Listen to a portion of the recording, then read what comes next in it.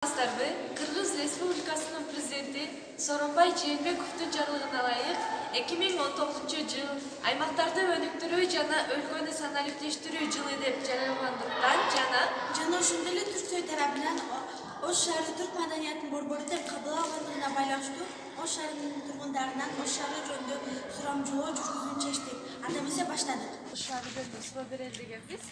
Ош шаары калкынын саны боюнча канчанчы орунда турат? Ош шаары Кыргызстан боюнча экинчи орунда турат. Экинчи борбор. 250 миңден ашык калкы бар. Рахмат чоң. Жашаган адамдар.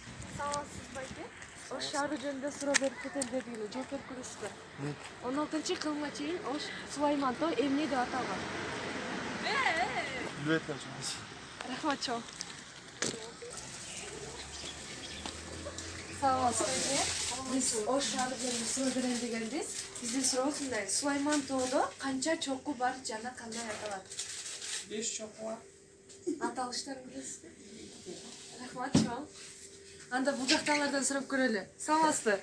Биз кандай чоккулар бар экенин билесизби Сулайман тоодо?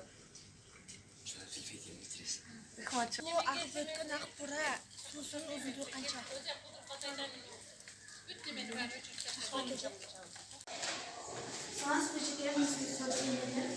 Ош шаары аркылуу агып өткөн ак бура дарыясынын узундугу канча километр? Ош шаары аркылуу агып өткөн ак бура дарыясынын узундугу болжолдуу 196 километр. Рахмат эжеке. Саламатсызбы эжеке? Биз Ош шаары жөнүндө сурамжылоо жүргүзүп жаттык эле.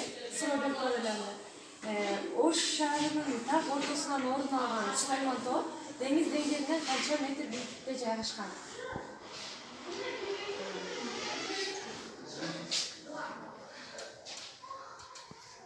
Сулайман тоосу деңиз деңгээлинен канча метр бийиктикте жайгашкан? 1000 метр бийиктиктеби?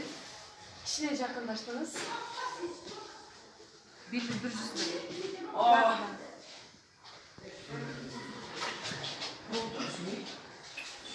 1170.